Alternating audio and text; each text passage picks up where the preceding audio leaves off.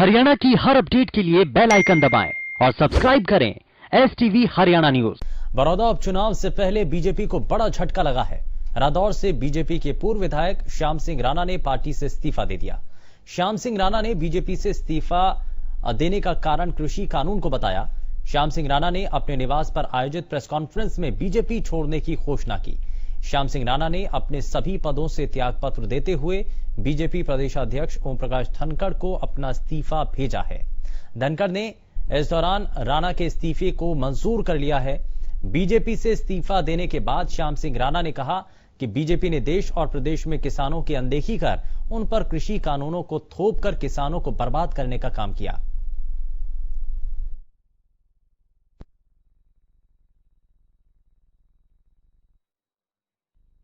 इस्तीफा और साथ ही ओपी धनखड़ ने उस इस्तीफे को मंजूर भी कर लिया।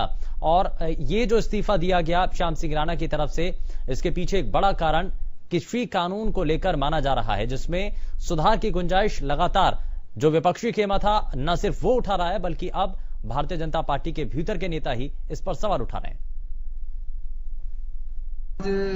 हमने भारतीय जनता पार्टी के सारे पदों से और प्राइमरी सदस्य से त्यागपत्र दे दिया। कारण इसके ये रहे क्योंकि किसानों की समस्याओं का समाधान नहीं हो पा रहा था, इसलिए हम किसान होने के नाते से पहले किसान हैं और किसान की बात को समझते हैं, बड़ी बारीकियों को समझते हैं।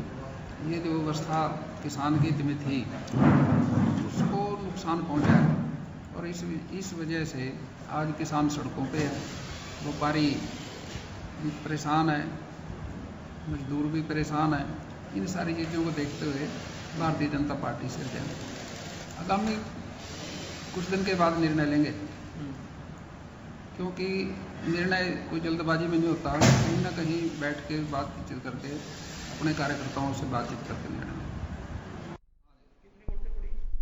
और अब जरा आपको ग्राफिक्स के जरिए भी दिखाते हैं। दरअसल श्याम सिंह राणा की जो बड़ी बातें, उन्होंने कहा कि बीजेपी ने देश और प्रदेश के किसानों की अनदेखी की है और कृषि कानूनों को थोपकर किसानों को बर्बाद किया गया।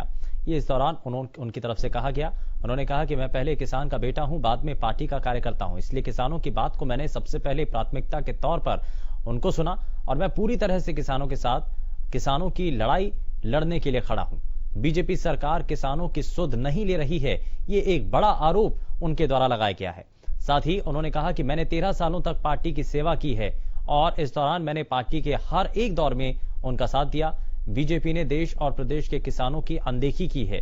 ये बार बार जो है आरोप किसानों को लेकर के भारतीय जनता पार्टी के ऊपर लगाया जा रहा है। और ये भी उन्होंने कहा कि कृषि कानूनों को थोपा जा रहा है किसानों के ऊपर।